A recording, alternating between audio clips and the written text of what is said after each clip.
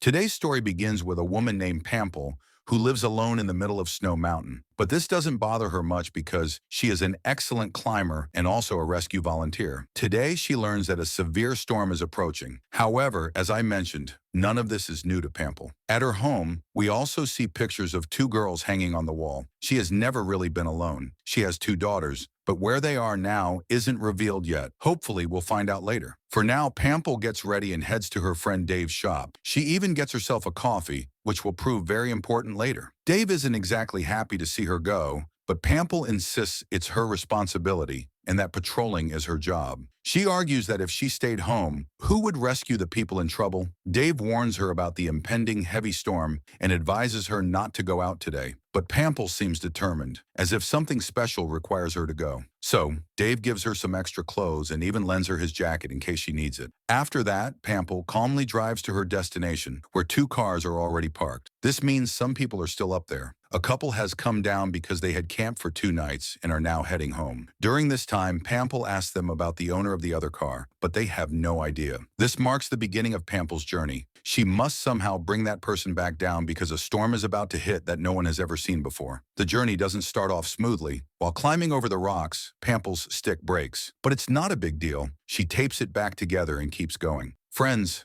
soon the storm begins. We can see the wind picking up strongly, and Pample notices this too, so she speeds up. After walking for a long time, she gets tired and takes a coffee break. Then she sets off again. The winds have become very strong now, so she puts on her warmer jacket because the risk of paralysis in such conditions is high. After walking a little further, she reached a path where tourists usually camp. However, when the weather is clear, if the weather is bad or there's a storm warning, this place becomes the most dangerous. When she saw the footprints there, they were from sneakers, which shocked her. Who would wear sneakers at such a high altitude? It must be that man with the car. So Pample started blowing her whistle to rescue him, hoping to signal him if he was nearby. Suddenly, Pample's foot slipped into a hole, and she lost her whistle. She suffered serious injuries to her feet, but for now she had to get out of there because the place would soon be covered in snow. She tried hard to climb up, succeeding on one of the last attempts, but then her foot slipped again. This time when she fell, she lost consciousness for 1 to 2 hours, meaning the real thrill of the story was about to begin. The person who had come to rescue someone else now had to fight dangerous weather and freezing cold to survive herself. Following the footprints, she saw a man sitting not far away, seemingly comfortable despite the storm. Even more surprising, he was wearing shorts. After seeing this, Pample quickly approached him. When she looked at his face, it was completely blue and frozen. He wasn't moving at all, but he was still breathing. Without wasting time, she dressed him in all the clothes she had and somehow helped him stand up. She tried to get some information from him, but he didn't respond to any questions. So she named him Sean. Her next task was to get him down as quickly as possible, but he refused to go. Sean kept wandering around, wasting a lot of time. If things continued like this, night would fall soon, and spending the night in such a place is extremely difficult. By 3 p.m., they still hadn't covered much distance. When Pample looked back, Sean was gone. He had jumped into a ravine. Luckily, it was a shallow ravine, but Sean injured his foot, making it very difficult for him to walk. Both sat on a rock edge to rest, where Pample tended to his wounds. But that was not enough. Due to hunger, Sean started eating snow, but she stopped him, warning that it could be fatal. She encouraged him to stay strong, but Sean had come here intending to end his life. Now Pample was urging him to live again. She helped him stand and continue moving. By 5 p.m., they had descended a bit to a place with some trees, and the storm had calmed down. Pample rested against a tree. Suddenly, Sean slipped and pulled Pample down with him. They both fell from a great height and sustained multiple injuries. We shouldn't say Pample's condition got worse since she had already fallen into that hole earlier, but Sean's condition deteriorated even more. To boost his morale, Pample tried to appear strong, but Sean told her to leave him. Why was she risking her life to save his? He didn't want to live anymore. No matter what, Pample refused to leave him. That was her promise. She gave him some tablets to ease the pain and warm socks to keep his feet warm, all while she was in pain herself, just to save the life of the person in front of her, because that was her duty, her responsibility. Sean tells her to call someone, but there's no signal here, nor do they have any backup. So whatever they have to do, they'll have to do it themselves. Otherwise, they'll both freeze to death in this cold. Pample starts moving forward with him, and soon they come across a river. They have to cross it. Luckily, there's a fallen tree trunk, broken and lying across the river, which Pample uses to cross easily. But when it's Sean's turn, what everyone feared happens. He falls into the river and disappears in an instant. Seeing Seeing this, Pample starts crying right there. She feels that she didn't save an innocent life today and failed to do her duty. These thoughts fill her with anger toward herself. But as they say, my friends, when the Almighty is with you, no one can harm you. Yes, the river pushes Sean, but it also pushes him back to the shore. Even better, Pampal sees him. However, his entire body is soaking wet, and walking now is risky. There's no path either. The two of them look at each other and laugh, because what just happened was nothing short of a miracle. Sean feels a surge of energy, but not for long, as his courage is fading and he can barely move. Pampal is in the same condition, but if she shows weakness, both of them might get stuck here forever. She tells him he has to stay strong and keep doing what she's doing. Keep singing the song she's singing and take steps forward in that direction. Sean listens to her. Well, her voice sounds like Neha Kakkar's, but still, Pample relies on it. Occasionally, she thinks of her children. At least for their sake, she has to survive. She's determined not to let her courage falter in any way. She's putting all her effort into getting close to the car somehow. For now, they keep moving. Suddenly, a car passes by them on the road ahead, but their luck is so bad that it drives right past them. The driver inside doesn't see them. Sean becomes very frustrated with all this and starts shouting loudly. You can feel his energy here. If he had shouted like this earlier, maybe the car would have stopped. Pample tries to calm him down, saying there's no need to panic anymore because they're quite close to their car. They have to keep moving. Pampal is right. They reach their car in no time. But then, my friends, something happens that Pample never expected. Actually, when she left Sean standing outside and went to start the car, the thief escaped with it. Pample was far more shocked than Sean was. A man who saved her life by putting his own in danger left without saying a word. At least he could have said goodbye. Maybe Sean was afraid she would hand him over to the police, which is why he took that step. Anyway, she returns home, but she's in very bad shape. She immediately eats and drinks something. During this time, she laughs a lot, but also cries. Even when she goes to take a bath, her tears don't stop. This is because in the room next to hers, the bodies of her two daughters lie. They died from suffocation due to a gas leak in the house. She was so busy with work that she hadn't even remembered that her daughters had died. And this tragedy had happened just yesterday. That's why yesterday was an extremely painful day for Pample. Yet even in such a situation, she saved a person's life and gave them a chance to live again. Now you understand why she wanted to save that person and why she risked her life with such determination. But despite everything, she isn't happy because there are unanswered questions troubling her, causing sleepless nights. In the morning, she finds out that Sean has revealed everything to the media, including why Pample took that step, but no one knows where Sean went afterward. Sean made Pample a hero. Following that, one day a reporter came to her and asked some questions. Pample wanted to meet Sean, but even the reporter didn't know where he was. Now she's determined to find him by any means and begins trying to get his number. The next day, when she goes to Dave's shop, she finds Sean already there, which is a bit strange but true. He had actually come to return her clothes, which he had given her during the survival ordeal. But Pample wanted answers, and Sean himself starts giving them. His story was something like this. Years ago, he came here with his girlfriend, but she suddenly disappeared. Since then, his life felt like a withered tree, standing but hollow inside. He had come back to find her, sitting there, hoping she would somehow come and find him. But instead, he found Pample, who came like an angel for him. That's why he came to thank her, because he realized life is very precious and shouldn't be lost like that. The life he is living now is the one she gave him, and he has come to see her as a god. After hearing his story, Pample shares hers, how her negligence led to the death of her two daughters. She couldn't pay attention to them. There was no fixed time for coming and going from home. One night, due to a gas leak, her daughters died. Since that day, she has tried to end her life many times, but failed each time. So she decided to keep living and now save other lives because she no longer wants to run away from the truth, but live with it. Both become very emotional because in a way they are travelers in the same boat, but now they have reached the shore together. When she returns home, Pample goes to her daughter's room and misses them deeply. In the end, we learn that Pample adopted 4 children and moved somewhere else with them. She worked in some national parks while Sean continued to remind people everywhere that this life is the one Pample gave him. And with that, this story ends here. Well, how did you like the story? Please be sure to let us know in the comments. See you in the next video. Thank you so much for watching.